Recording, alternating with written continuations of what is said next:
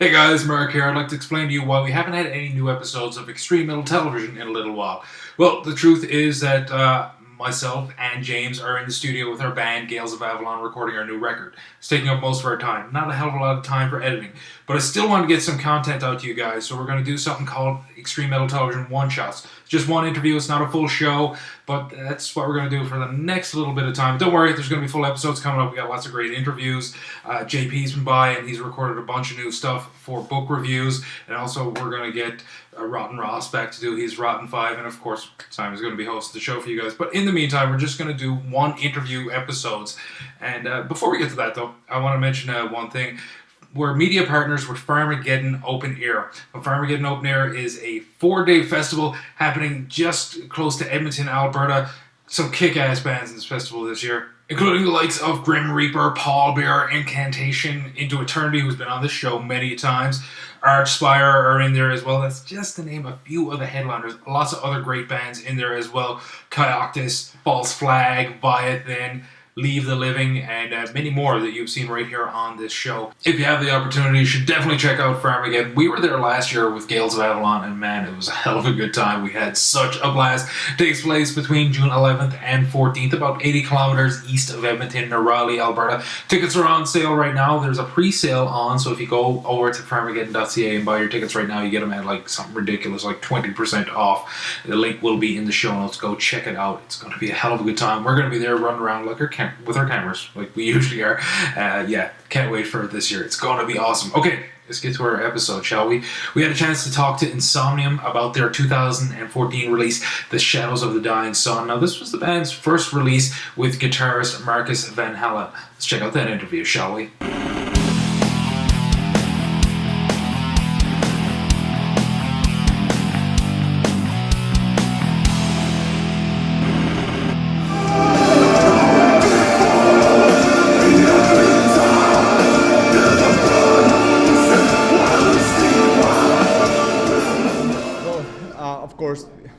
Marcus has brought his own songwriting skills to Insomnium, and he's responsible for a couple of songs on the new album.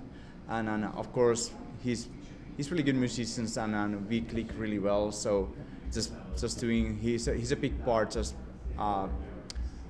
arranging guitars in general with my songs, and of course he can bring in the solos, and he's kind of playing styles. So I think he's adding a lot of stuff in many ways. So bringing his own music, but then also enhancing what we other do. So okay, I saw a meme on the internet the other day, and it had a picture of you guys, and underneath it said Insomnium Gathering. yeah. What are your thoughts on that? I think it's pretty funny, to be honest. Yeah. So there seems to be at the era where we started. There's a lot of bands in Finland. There's Omnium Gatherum, Ensiferum, and a lot of stuff. So we were. I don't know how that happened, but yeah. but it is kind of funny. Marcus plays in the both bands, so yeah, he's Insomnium Gatherum kind of guy.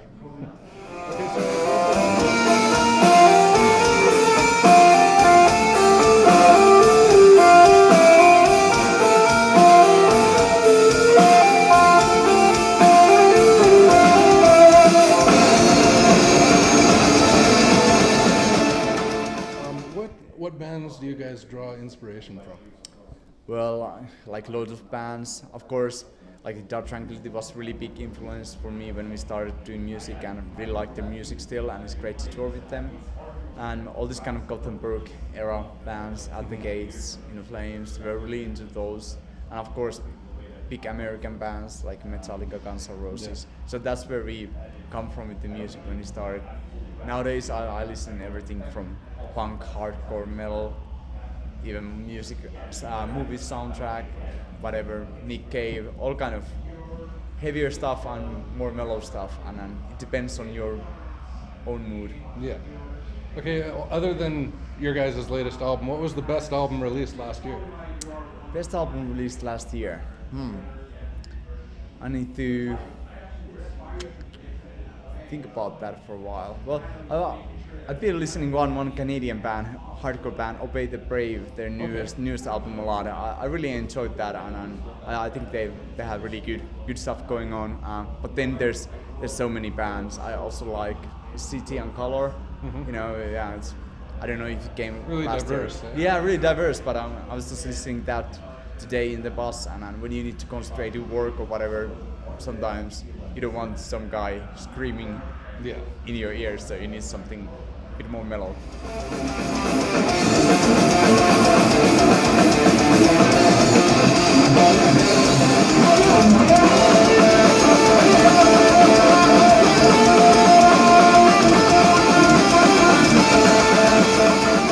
Tell us a little bit more about what you guys do away from the band.